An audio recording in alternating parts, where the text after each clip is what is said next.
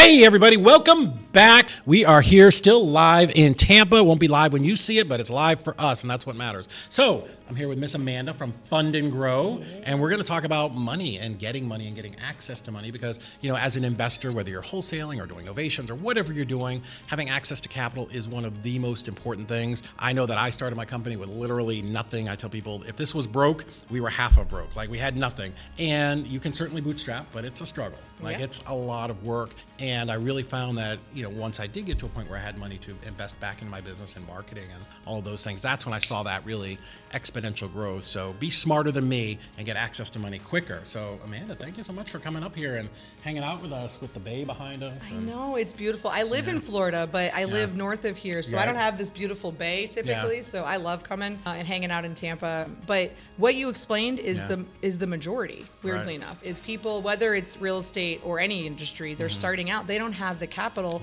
So what they do is they tend to leverage their own personal credit. They're getting loans out in their personal name, and they're overextending themselves, which creates a conundrum, right? Because then when they need it on the personal side, they're overextended and their credit score goes down. So Fund and Grow was created actually to help real estate investors, funny enough. The founder, Ari, who's the CEO, he was doing HELOCs at the time, specifically to help real estate investors. And in 2007, he saw some writing on the wall. So he opened, it was originally called Credit Card Builders, but he rebranded to Fund and Grow, but he opened in 2007. Oh, Fund and Grow's way better. Way better. We were talking yesterday to RCN and Rehab Cash Now. And I'm like, that's a cool name. That's better than RCN. Don't you think? It actually is more descriptive, I guess is probably why. And that's where I think, same thing, Credit Card Builders, like, what? What does that mean? You're building credit cards? Like, what? So understanding that didn't make a lot of sense. Right. So Fund and Grow is good, though. Fund and Grow is great because it's universal. We are funding so you can grow. It's very in the name type thing. I think he wanted growth capital, but that's very overutilized in multiple areas, so it didn't work. No, but he actually did start in the real estate space in that funding alternative option because HELOCs was an alternative way to fund real estate. I remember when that was. Yeah, that's not as relevant now. 2008 hit and then that was it. But business credit is a way that people don't understand how to use it. I mean,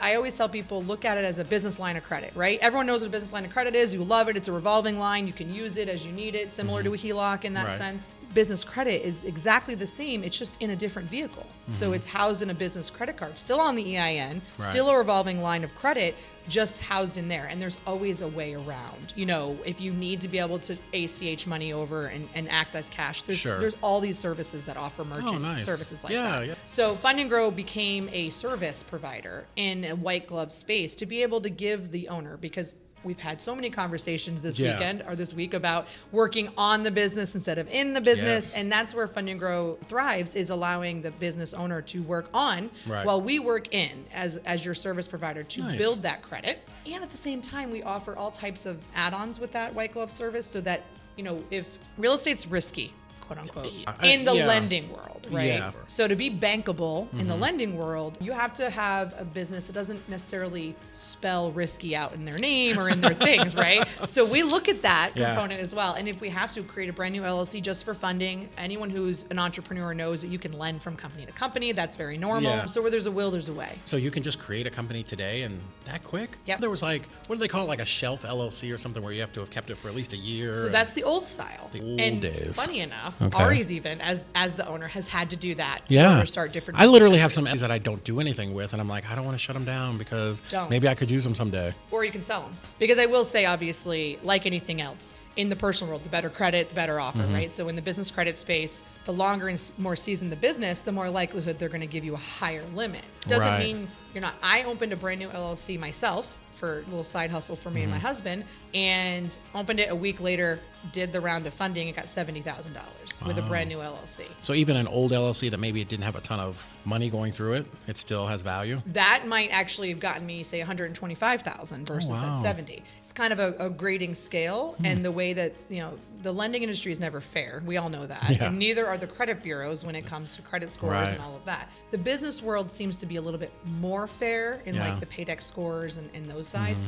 But either way, it's a way to get it. And the reason is because I'm always transparent. There is a PG component to it, personal guarantee. So the lender's going to take a peek, but it's never going to report there. So it's never going to go on your credit. It's not going to hit there, but they're going to peek at it. And that's how you get around those complex financial statements and needing the seasoning of the business is they're looking at both aspects, and they're looking at projected revenue and the PG component to combine and make that decision. I think it's a little unreasonable for people to be like, I'm not going to personally guarantee anything. I'm like, oh man, like, with houses and mortgages and all that stuff, I don't plan on screwing you. So, I get it, but they're going to come for you no matter what. Listen, no matter what you do, I don't care how many companies you create, how many trusts you create. Yeah. I don't care who your attorney is. There's a way to get to you. Right. So, and I teach, this is what we do, right? So we always want people to understand what we do in a complete aspect of the entire process. And what you can. Right. So we do a webinar to educate first. We do one-on-one consultations at no charge to make sure they understand what they're signing up for, what we think they could get in that first round of funding. The goal is to get them as much. Sure. I market it to $250,000. I've got people who get over that. I'm just not comfortable with that in the marketing play. Sure. And then we even within the service offer, if they don't have a D&B set up for the Paydex score side, get those vendor trade lines set up. Those are non-PG. Those are straight on, the EIN. However, what would be an example, like would you say a vendor?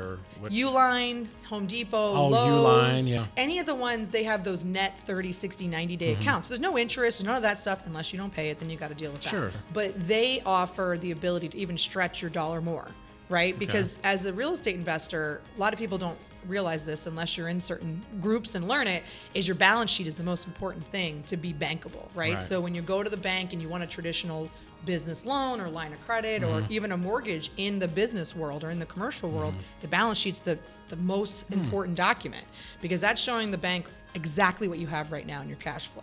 So if your cash flow is paying for all of your expenses, you don't look very healthy. But if you have business credit cards paying for your expenses and your cash stays in your cash account, it actually makes your company appear to be a little bit more bankable, a little bit more trustworthy. So it's even for people who maybe aren't the small business or the startup or the real estate investor that's been at, someone like you who's been in the game for a while, business credit can still be the supplement that assists you to make yourself even more healthy for that next one. Or you want to venture out. I was just talking to another guy down in the room about he wants to open another business, but he doesn't want to use his current capital to open that business. That's where I step in. That's where I can say, I can get you some access. And we do the 0% for up to 22 months to allow time to start making money, right? Because you're not going to make money day two. Yeah. Typically. I mean, wholesaling, a little different story, but you're typically not going to make money day two. So this gives you that buffer to be able to kind of test it out. You do have to repay it. It's not a grant. Well, listen, I understand how people's brains work. And, we can say all of the things like it's $250,000, but sometimes people's brain, not everybody, but it goes to the lowest common denominator. So, that's a real thing, right? Like you got to pay this money back. It's not grant money. No, it's revolving credit, like your personal credit card, but in the business world. And it is that minimum payments, 1% of what you owe type thing.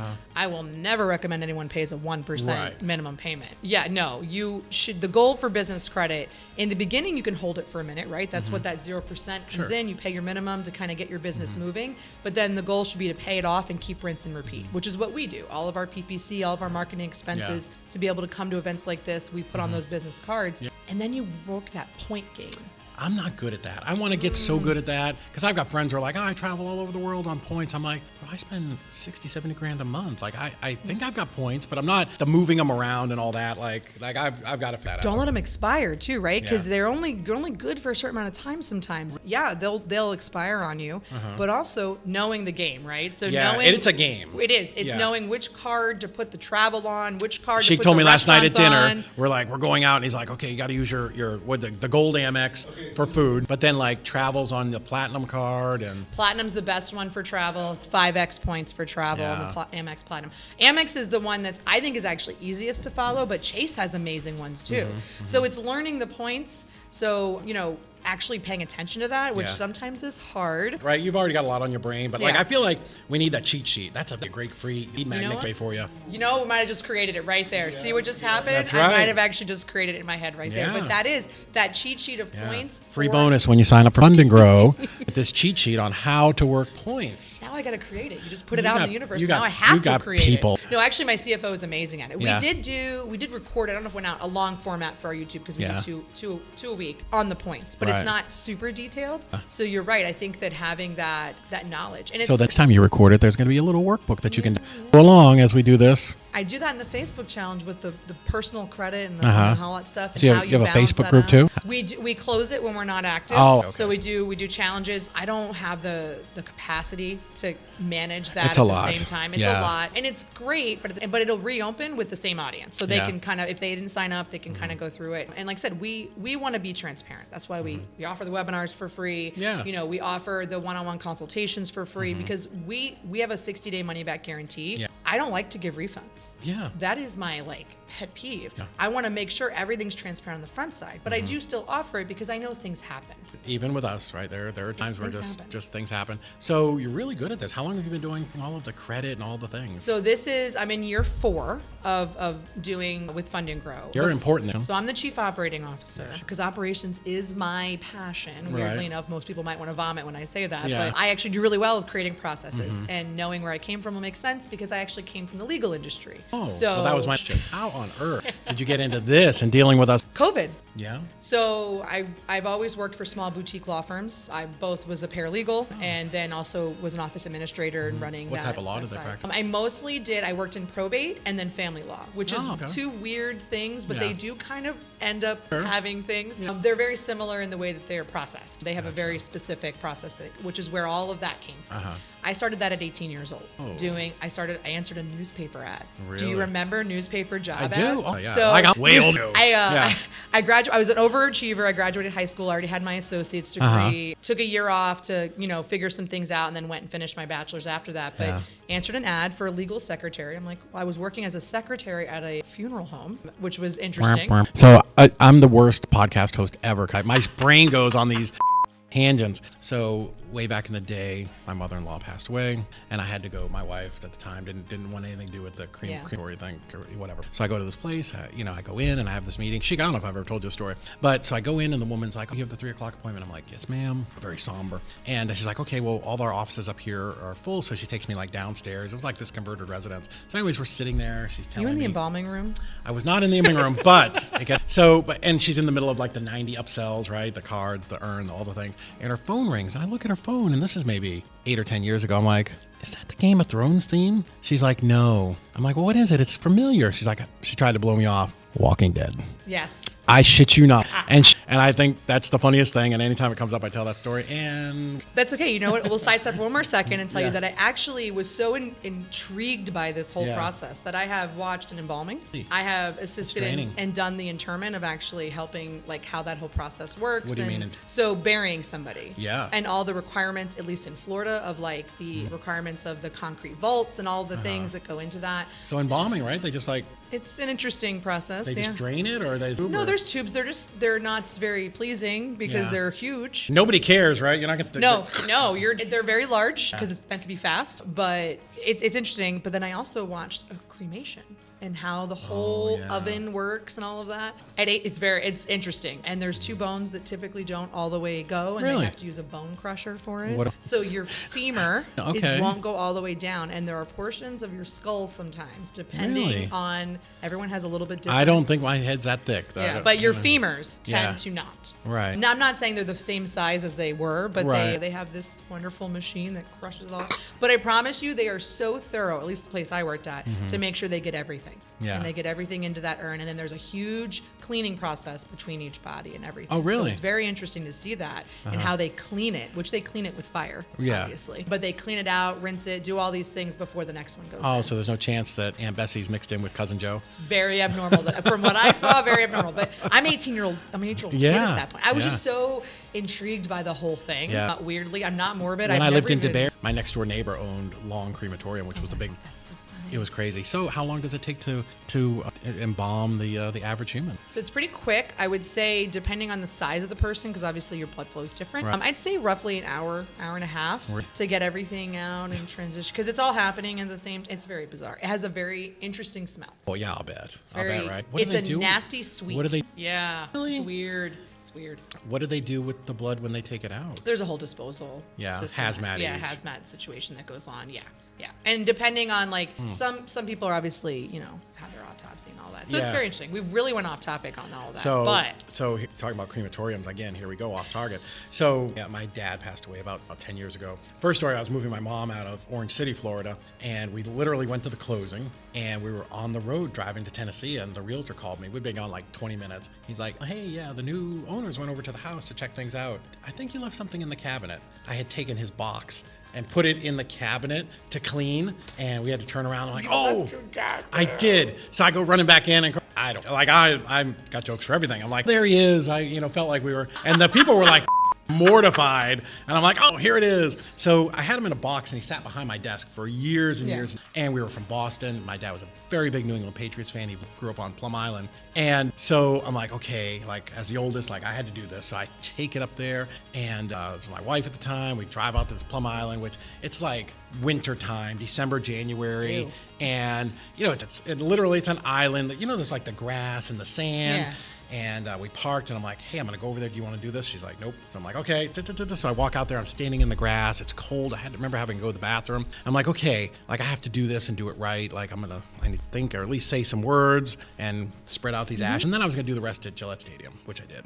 But anyways, so I get there, and I'm like, okay, you do all the things, you say the things, and I go to like, because ashes are they're at their lowest decomposition state. Yep. So like I've heard of people who like would dump it in the snow, and then when the snow melts, there's a pile of ashes. Like it doesn't go anywhere. Yeah. So anyways, I'm like, that's why I'm like sand. So I go to like do the ashes and do the whole thing, and the wind everywhere. So I turn around, look at my wife, and she just starts laughing. I'm like, got one last time. Your dad One last time. He got you. Yeah. I like it. And then with the rest, we snuck over to Gillette Stadium on like a Tuesday, and nobody was looking behind the bushes. So whenever you see Gillette Stadium, the side with the billboard, if you look straight down, that's where he's there. at. Yeah. He's helping the plants now. He's That's returned right. to the earth. Return to the earth. All right, full circle back. To funding. So I was in legal world, answered Yeah. an ad, and grew from there. And so I think that's where operations became a thing, because in the legal world you have to be so You have to have your shit right. process based, Yeah. And you also have to be a counselor for most things. But that's kind of where I think I succeeded and I was done well, and then COVID hit. Yeah. And the law firm I worked for was just doing family law at the time, and it was kind of one of those things that people couldn't pay for. And courts shut down. Right? So you're Everything not doing was shut child down. custody cases. Everything's going. Nobody can afford it. You can't even get their cases heard. So ended up furloughing me because it just, what are we gonna do? Right. And I stayed home with the kids until school resumed, and then I was like, all right, I can't stay home. I'm not a stay-at-home mom type of person. Yeah. I need to be moving. I need to be doing things. Right. So this Fund and Grow had an ad out, and I actually entered as Ari's executive assistant almost 4 years ago, and here I sit as the COO. But I am okay with growing that and showing all the my best worth. people in my company, all of the best ones started some lower spot. Yeah, I think it's the only way to really prove it, right? Because if you go in as like, I'm applying for the COO position, I mean, you can't, how do you prove that you actually are successful? Yeah. So I'm okay. I don't have any problem building my way up. And so now I love it. I love being responsible for people in that sense. But I also say to anyone who works for us, I always say, like, I'm here to serve you, not the other way around. Like, your success is what makes me look good. Right. So I always go from that top down. Yeah, our buddy Nick situation. Perry, he always says that. Like, my Love job. Nick Perry. Love Nick. He's in Japan right now. The glow up of Nick Perry. Let me just tell you, I have a video. Nick, I hope you see this. I have a video of Nick talking to the old COO. He used Fund and Grow. Yeah. We got all of his business credit for him. He actually has. Oh, he's the guy that's got me on all the credit cards. No, I'm not kidding. He has a book. So do I. So he has a book of all the cards, and it's so funny because he did a video testimonial for us back then, and it was just the funniest thing. But then now to see the glow up. So I knew Nick before the tattoos. Me and too. all That's the what I'm saying. stuff, This was back, God, because he's probably my most successful client because he's come multiple times and we've done multiple rounds of funding for him.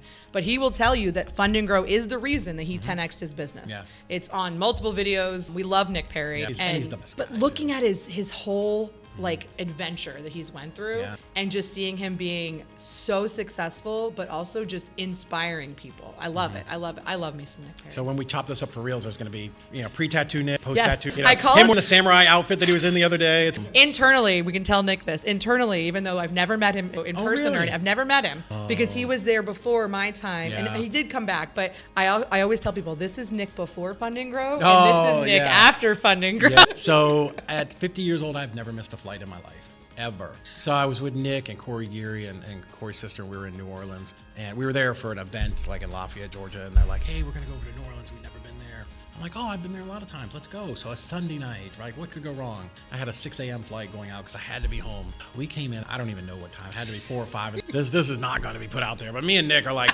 holding each other up. Fucker. We're on Bourbon Street buying bags of beads, throwing to the one girl who's walking by. Absolutely. It was terrible. What else do you do in Nala? That's what you do. No, he's such a good dude. I've loved watching his journey. I really have. I mean, it's self-serving to talk about, you know, the parts of Fund and Grow, but really just watching his journey and knowing that we were able to 10x his business, and then he's then been able to do 100 times more so now. Smart. And one of the, there are a lot of people that coach out there. Nick is legitimately doing the business every single day. We close transactions for him. So we have seen, like, they are really doing it. He's a good person to have in your world. I'll tell you that. He's just a good person to have. Yeah. And he's, just no matter when you call him, he always answers. Why isn't he here? Why isn't he in Tampa? Because he's in Tokyo right now. He's on this 40-day. Better. Yeah, he's on this like Southeast Asia tour. He's been all over. So. That's a much better place. His Instagram is probably looking amazing right now. It's so cool. So Fund and Grow, like, you got a lot of people over there. Yeah, so we have over 65 employees now. We're in our second building, and we actually purchased that with the commercial non-PG world once we built up that resume. But it's an amazing building.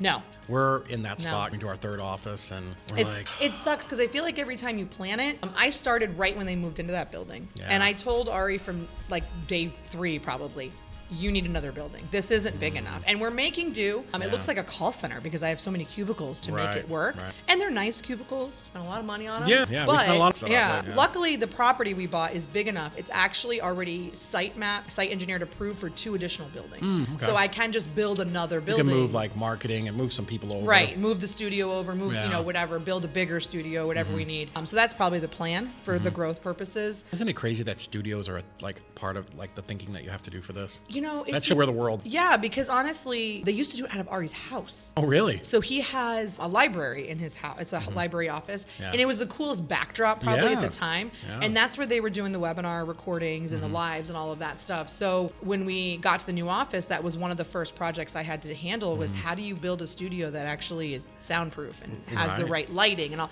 So we have like the track lighting, we've got all the things going on. But it's a problem. Yeah, so we're soundproof now, but I do have, for me, I have an on-air light. So as I walk in, I hit the thing and it goes blink on air, which is cool. We have a battery-operated one on the door because the producer actually is the face of the YouTube channel, so he records a lot of the content there. But if you walk down the hallway and you're loud enough, and I'm pretty loud, you definitely could be able to be heard. But as soon as we built the studio, we realized it's not big enough. Yeah. Once you put all the equipment in there, mine's not either, man. Like I'm sneaking around light, and it's not small. Like I know people that have way smaller studios, and Chica's filled it up with equipment and lights, and it's a tripping hazard. Yep, and it's same. terrible. There's a thing called cable management. I didn't know that was a thing until we built the studio. Yeah, managing those cables is just a really big pain. Yeah, and I make the mistake of I disconnect my MacBook for some reason. Like the other day, I'm like a battery, or I didn't have a cord, and I needed one in the conference room, and my other one was at home. I'm like, I'm just gonna take the one out of the podcast room. What a mistake. No, you mess up all the settings. Nothing's working, and the mics sound like they're off, and now I got to fly Chic in to fix everything again. So. I feel like he might have told you subconsciously to unhook your MacBook. He does. I'm just kidding. I was like, he wanted a trip to come out and visit you. We'll take you out. It's a really cool place. No, so I'll bring my husband over. Hopefully, I can get. My parents are coming with us on vacation, so we're You'll be looking for a day to get away. Yeah, so my parents watch the kids. I got 5 kids. It's a lot to do. Oh my Lord. I know. What were you thinking? I should do a whole series on how to manage life when you have multiple children. In real estate, that would be a great thing for, It's crazy. Like 2 masterminds ago, or I guess it would be maybe 4 because they do them twice a year. Yeah. I was like pregnant, and it was so funny because oh my God, she's so cute though. I know she's miserable. Yeah. Pregnancy's hard. You men, you don't understand how hard it is. It's 30 seconds of our life. That was the greatest 30 seconds ever. God, I mean, like I said, I have 5 children and a lot of stuff, so I will look forward to letting my husband come over and see too, because he doesn't get to come see what I do a lot because he's in the military, and then when he's not in the military, he's busy trying to make up time with the kids and things, and so with your kids, what's the oldest and youngest? So my daughter actually turned 16 yesterday. Okay. Oh, she's the birthday. oldest and only girl, and then I have 4 boys. Does she just run roughshod over them? She does. Yeah. So my 2 middles, they're not twins. It's a long story, but I have 2 12-year-old boys. And then I have a 5-year-old and then my youngest will be 2 in May. 2. Yeah. So you're 16 years to the finish line. I am, yes. That's always how I calculate. And I've been doing it for 16 years. So I'm halfway. I'm halfway through it. Way wiser. Electronics are the devil. Yeah, they are. I get it, but also terrible. Yeah, it's terrible. But at the same time, I require my kids to be in sports and different activities so that hopefully they can be. Then your life revolves around like being a boss, you know. Yeah, but I developed a good network because it does take a village. Yeah, we had 2, and like I would literally tell them, like, we're cool with doing events, and but pick one. Yeah. Like I'm not selling, crap, band, baseball, and Boy Scouts, and like, I will just write them a check. I try to do that. So like my 12-year-old is really good in music. So he's in band, and he's only in 6th grade, but he's really getting excited about it, and I love it. He wants to do some sports, but he's just not really that athletic. Yeah. But I want to encourage it because it's getting him outside and exercising and all that. And then my daughter is super involved. She does wrestling. She does flag. That's a thing, girls in wrestling. It's huge. I've got a friend of mine. Her daughter's in wrestling. She did amazing. She's a freshman. She did amazing in her first season. She'll do some off-season training. It's the easiest sport right now for girls to get recruited to college. Really? So I told her, you use that vehicle as much as possible. Be at the front. Be at the front. And then she does flag football, which is another up-and-coming sport for females. Her team has one more game next week, and they're undefeated. So they're going to go into districts as the top seed, so we'll see. And then she's in FBLA, which is the Future Business Leaders of America, which I love. So she competed in districts and states. She didn't win states, so she can't go to nationals, but this is her freshman year. 3 more tries. Room. So Fund and Grow sponsored her so that she can, you got to have some of that. And mom goes in and speaks to the kids. Imagine, I love right? that. I love that. That's so cool. Luckily, the schools have it. Yeah, they know that stuff. Yeah, so it's all scheduling.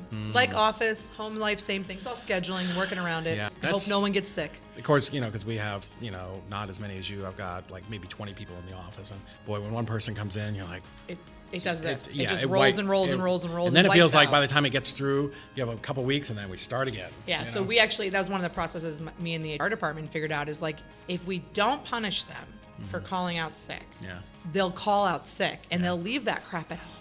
Yeah. So I don't ever want to punish anyone for calling out if it's for legitimately being sick. Where are you at as an owner or executive on the work from home thing? So we had to do remote. it's remote. We had to do now depending on certain specialties like your media buyers and your IT world. That's the only person I'll tell you. For me, I don't like it. Nope, neither. The only person I let do it is my website guy.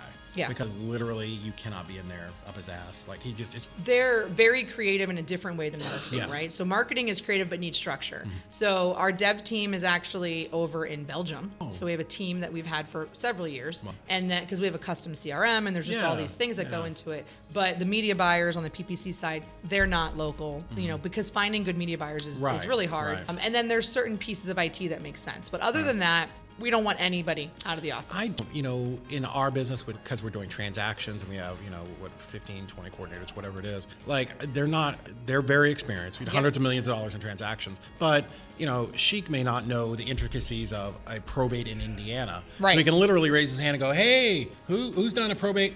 It's the collaborative. Right. It's being around that campfire. Yep. And you can't replace that with Zoom and Slack. And I don't know how and I know there's certain markets where it makes sense, but I don't know how companies can create culture and that environment and that positivity and the leadership through that. I feel I'm a very, very powerful leader, but only in person. I don't know that I could be that powerful in a Zoom meeting. Yeah, he just does an email, and that would be where I would fail. Yes. I am self-aware enough to know that because I like to go to the office and get dressed every day, that I do project that onto everybody. So I do very clearly get that. Heather would love to have a blended, flexible schedule where they work part. And, we do that as a reward. Like you do this good, or, we'll do an inter-office contest, whatever. We'll do some stuff. Right. And you can get some work from home days. But as a rule, I want everybody there, and that's what sets us apart from other, at least in our business, transactions company. There's no days, nobody's sitting at home watching Netflix all day. Same. My executive assistant's in the office full time. I feel we tried it during COVID because we had to, and we saw the productivity go down. And it probably was a mixture. All the kids were at home too because there was no school. That probably wasn't helpful, which is why I don't want to work from home. I personally don't feel I can get enough done. I'm about to enter April where I do actually have to, my husband's getting pulled away from the military for a little bit, and I have to work from home mostly. And I'm still going to try to go to the office every day. We're in high school, she gets home early enough, but I'm going to hate it. Yeah. It's horrible. And it's not even like, we typically have a very casual dress code because we're not public facing, but I always dress up for work because I enjoy that. I have this presence that I want to have. I know, like this, I'll dress like this, or maybe I put it on or something. Yeah. And then I see one of the girls walking by with like flip flops and yoga pants. I'm like, we're not. I got to tell myself. I don't allow yoga pants. Yeah. However, I do allow like leggings with the, if the shirt's long enough. So we do have some parameters, but they can wear jeans and Fun and Grow t-shirts every day. Yeah. Totally fine. We provide them the Fun and Grow t-shirts. Oh, yeah. So it's totally fine. But for me, other than going to events like this, but if I'm going to an event that I'm going to speak at, I'm obviously going to be dressed. Yeah. But, it's good. On Fridays, I do tend to dress down, but same thing. I don't want to kind of reflect all that onto them, so I give a little bit of lax. I don't really dress down, but if you catch me in there on a Sunday, it might be pants. I'm just telling you, no shower, no shave. No one told you Crocs were only for the boat? I do have a pair. I probably don't know if I've ever worn them into the office, but they are comfortable. I love to goof on people with Crocs like anybody, but they're pretty damn comfortable. All my kids have Crocs. The one that's about to be 2, that's all he'll wear is Crocs. So I've embraced that part of it. But I do not own a pair of Crocs. Yeah. I will never own a pair of Crocs. So when I bought them, somebody had got them for me maybe, but when I was remodeling houses myself, they'd be so easy to like put on as you go outside and kick them off, so you'd be in your socks inside the house. Well, the nurse industry, like there's a lot of those Crocs that are full for them and stuff, and they're probably comfortable. And I'm just messing with Crocs right now. They're not that bad, but I just wouldn't wear them as a fashion. They look like they're honestly, Uggs are no better. Those are the dumbest looking shoes ever. I don't own any of those either. Yeah, I'm sure they're comfortable and warm and keep your toes, I live in Florida. There's absolutely no use for Uggs in Florida. So let's talk about this because we've been all over the map, and I know you want to run off because you have another meeting to go to, but Fund and Grow, helping people build their business credit, right? So it's not all in your personal credit because that's a terrible way to run your business. Yes. Be smarter than me and get some lines of credit and credit cards and all those things set up, and that's what you got. You guys are really the industry leader, certainly in real estate. The reason that I came across you because I saw you in one of the other groups we're an affiliate or a vendor for, so you're absolutely every place. What is the best way for people to find you? So your team actually has already set up a joint webinar to where your following can come in and be able to get that webinar for free. There's even a special discount with that if they do choose to move forward. So I firmly believe that you're going to drop a link in here that's going to tell them that. Link. But no, so it's an easy on-demand type webinar that you can go and watch at your leisure, learn some things. If you have questions, our team is always available to call into. We're open Eastern time. We're open 9 a.m. to 7 p.m. Monday through Friday. We're always here to help. And like I said, it's a free consult before they ever commit to know. And we do a free pre-qual, which is a soft poll to see what that personal credit looks like, and also ask those questions on the business to make sure. So if somebody's watching this and they're like, I don't know if I have good credit or what's a good number to be? Good credit would start at 680. So 680 and up is where you enter the ability to get business credit offers.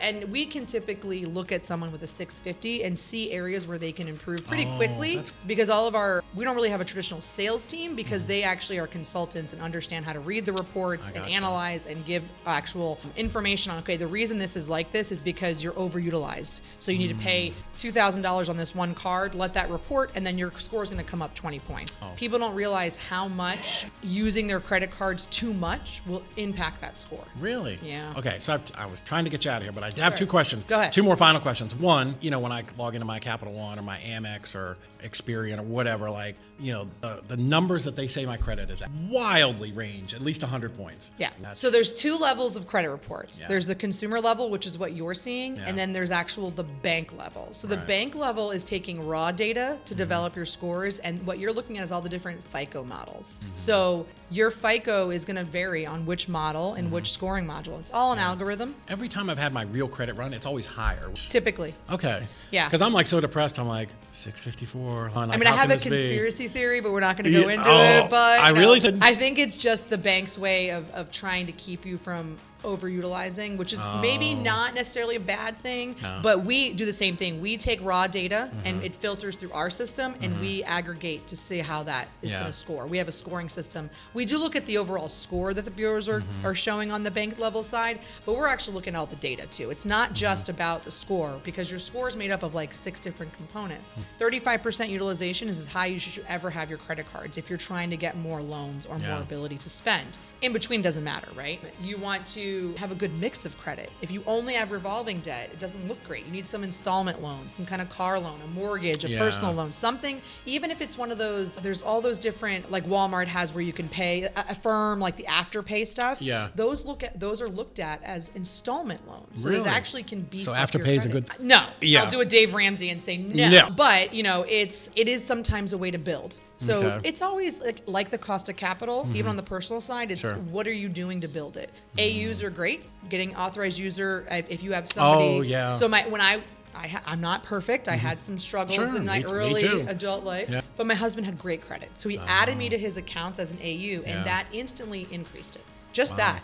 But you can't do that just alone. But that is what led me to be able to go to Chase 2 years later and be able to get my own account and I never take away those authorized users because they're all helping me because he doesn't use his credit back. Right. But then look at that on the backside too. If you're an AU on somebody who isn't using their credit, Yeah, you're careful going to who want to you're- terminate that. Yeah. So there's all of those pieces that come in. So when you're looking at those are not going to give you, they're always going to be different. So you mentioned something that made me trigger the third question, but is it a good idea? I've heard people say, like, don't pay your credit cards off to 0. So the reason for that, and I Okay. always, this is true. Because I just paid off, like, a lot of them, all the way to 0. But did you need the credit score to be improved right now? What was weird is because I was using a lot of, some mix of personal credit and business credit, like I had a very high balance, but it never missed a payment. Ever. Yeah. So my credit payment is excellent, but my score was getting hit just because From the utilization. Yeah. So I always tell people, be careful also when you hold a balance for too long like that, Yeah. that when you pay it off, they might cut your limit. That's exactly what happened. That's like all of my credit cards. So they cut your limit because they're afraid you're going to max out again and that Yeah. you don't actually have the money to pay for it. But the backside of that is That's why I got a financial audit from Amex, which Amex is the worst at that. As it far was- as like they're very it was a pain in detailed. the ass. They locked all my cards. The good news is, on the backside of that, even though you made the mistake, the backside of that is when you show a healthy pattern, they will give them back to you. Yeah. But yes, they will I naturally couldn't go in and understand it. I'm like, slash. dude, I've never missed a payment. And like all of a sudden I started getting all these email notifications like credit or charge decline. I called them in. I'm like, Limit, oh, yeah. what's going on? Oh, you're on a financial audit. I'm like, well, what is that? I don't even know what you mean. They wouldn't tell you, of course. Because you mass paid everything off. So they want to know where that money 200,000. came from, Yeah. especially that amount. They want to Yeah. know where it came from and kind of where you're at with it. So I think it's So give it 6 months and then like let's say you owe 50,000. Yeah. Pay 10,000 a month until you pay it off. Don't do it all in one chunk. And typically that'll divert that system because it's a computer that's alerting them to that. Well, I had, I probably had, shouldn't say this on camera, probably like 230 grand in credit cards across, I run businesses. That's normal, yeah. Yeah. So I'm like, okay, you know what? I'm just going to refi two of my duplexes. I'm Pay going them to pull off, out yeah. a $250,000, pay everything down. And I probably, because I did it in like It's financially the right decision. It just, if you had done it a little bit different, would have prevented that. But the other side of what you said is true. You don't want to pay them all. You don't want to pay them off every month necessarily when Okay. you're building credit. Yeah. So typically you're not going to get the points in your Yeah. credit history if you don't let it hit the statement and then allow a second statement. But I don't say you have to run all of it, right? So if you owe $10,000, pay $5,000, let that roll over, then pay that $5,000. Yeah, you're going to pay some interest, but that's the cost of raising your credit score. Because I had a foreclosure back in 2010 and it decimated my credit. Also, I was stupid and had a car repo. Like I did all the dumb things. I've had both. It wasn't like I didn't have the money, which was even stupider. Yeah. Crazy story. I remember coming home. I think I was drunk one night.